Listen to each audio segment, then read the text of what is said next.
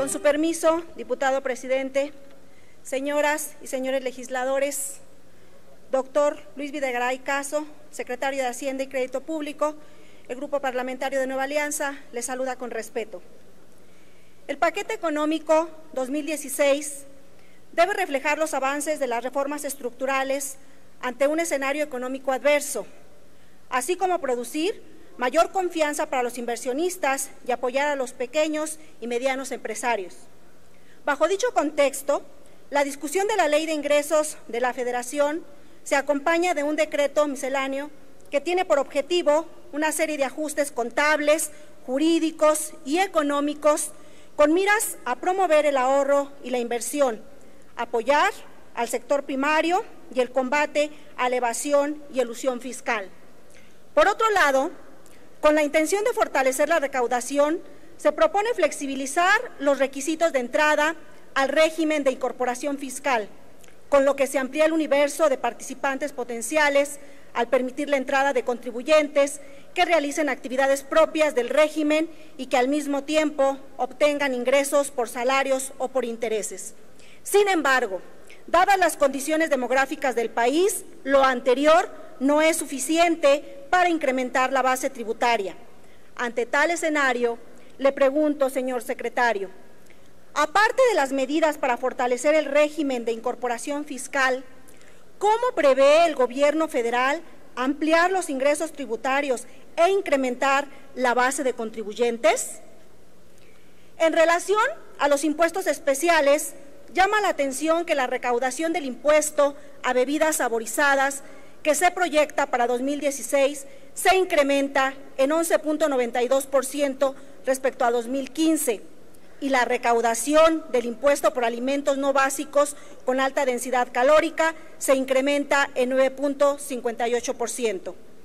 Dado que el objeto de estos impuestos no es exclusivamente recaudatorio, sino que nace con el fin extrafiscal de combatir la obesidad en México, preguntamos, ¿cuál es su opinión, señor secretario, respecto del incremento en la recaudación de dichos impuestos y si están logrando el fin extrafiscal para el cual fueron creados?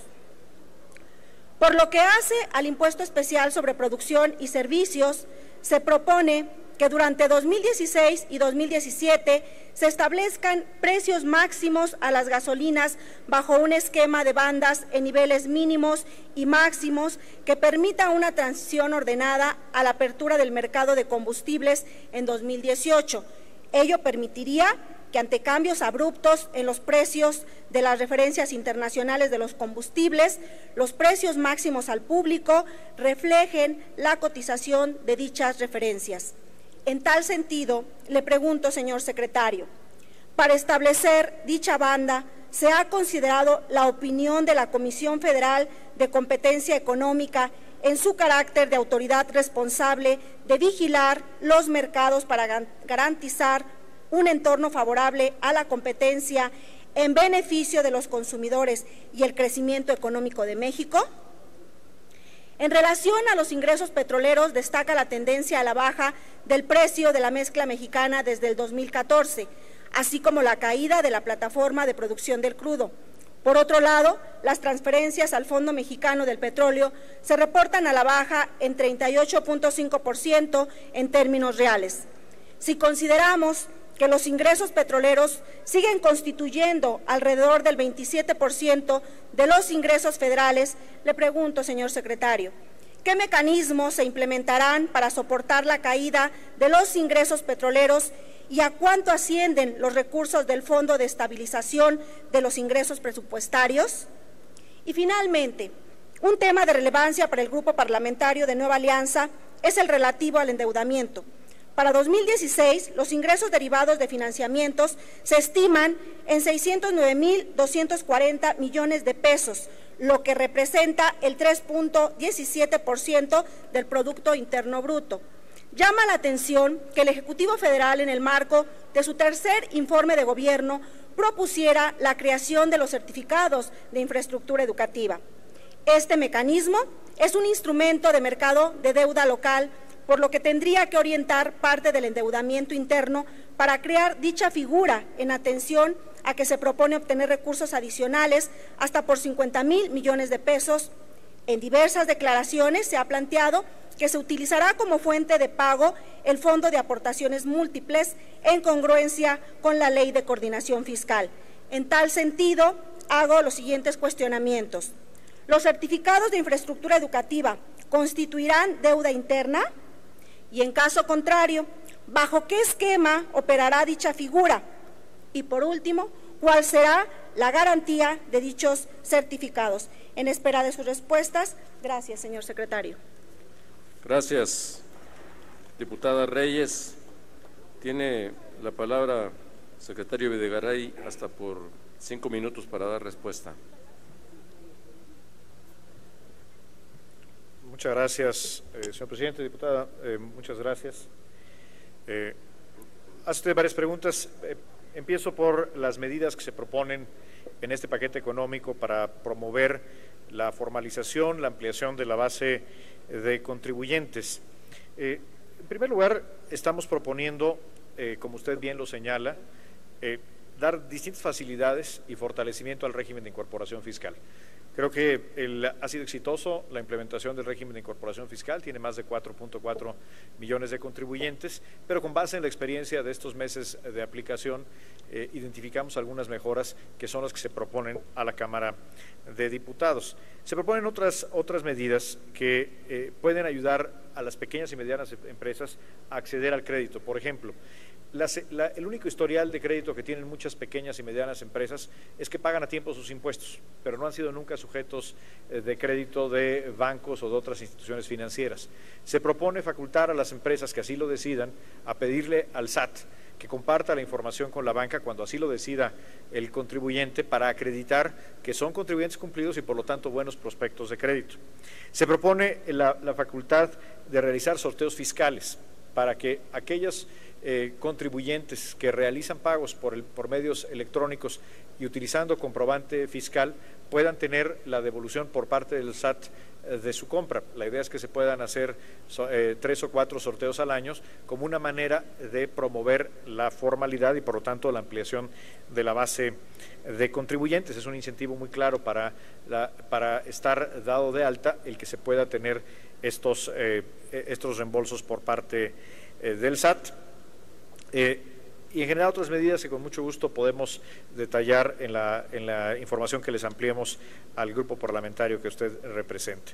Con respecto al IEPS, al impuesto especial en materia de bebidas azucaradas y de alimentos de alta densidad calórica, se propone una estimación superior a la que se propuso en la Ley de Ingresos del año corriente, en virtud de que la recaudación ha sido mayor que la prevista en la Ley de Ingresos. Es decir, no se está previendo realmente, por supuesto no es un nuevo impuesto ni un incremento del impuesto existente, sino es una estimación basada en la información que tenemos de estos primeros meses, los primeros 7 meses del año, donde tuvimos una recaudación más robusta de la que se esperaba y que, por cierto, es un impuesto que claramente está cumpliendo con los fines extrafiscales. Según la información del INEGI y de otras fuentes independientes, ha disminuido el consumo de bebidas azucaradas, por ejemplo, y se ha incrementado el consumo de agua natural embotellada. Es decir, los contribuyentes están ajustando su patrón de consumo conforme a los fines de salud pública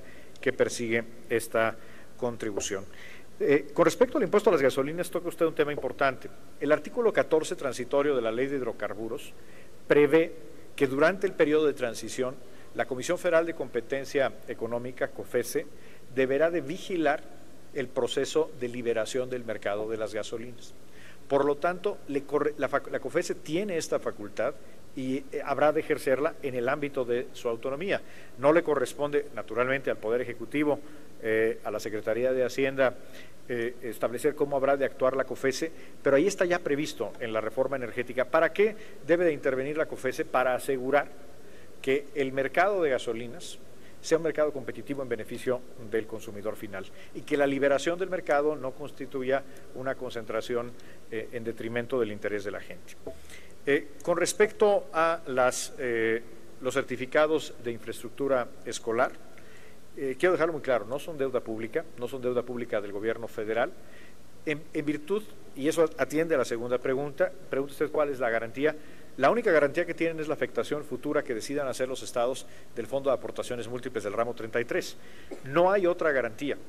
Esta deuda no es exigible al gobierno federal, ni siquiera a los gobiernos de los estados, si el fideicomiso emisor no tiene los flujos para atender la deuda.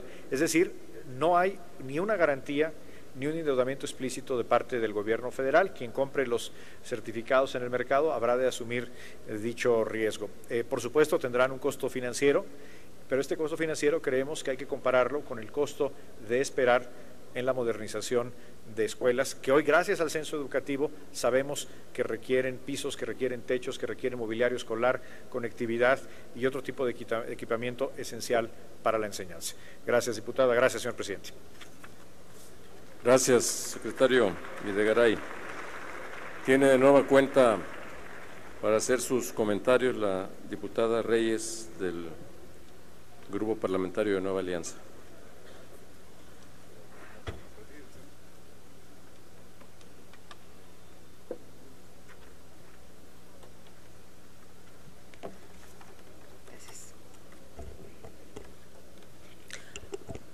El Grupo Parlamentario de Nueva Alianza agradecemos su respuesta, señor secretario. En nuestro grupo reafirmamos nuestra convicción de seguir buscando mecanismos que fortalezcan los ingresos del Estado, principalmente la recaudación tributaria, sin imponer contribuciones injustas para poder dejar de tener una dependencia directa con los ingresos petroleros. Lo anterior solo será realidad si se incrementa sustancialmente la base tributaria y se hace una correcta distribución de las obligaciones fiscales, pagando efectivamente más quienes mayores ingresos perciban y tratando con equidad a los contribuyentes. Es imperioso que las finanzas públicas comiencen a detonar el crecimiento económico para que las mismas sean cada vez menos dependientes de ajustes a estimaciones altamente volátiles. Por lo que hace a las medidas del decreto misceláneo, reconocemos que tienen como fin promover el ahorro, apoyar determinados regímenes especiales, así como otorgar una serie de estímulos fiscales tendientes a mejorar diversos sectores de producción del país.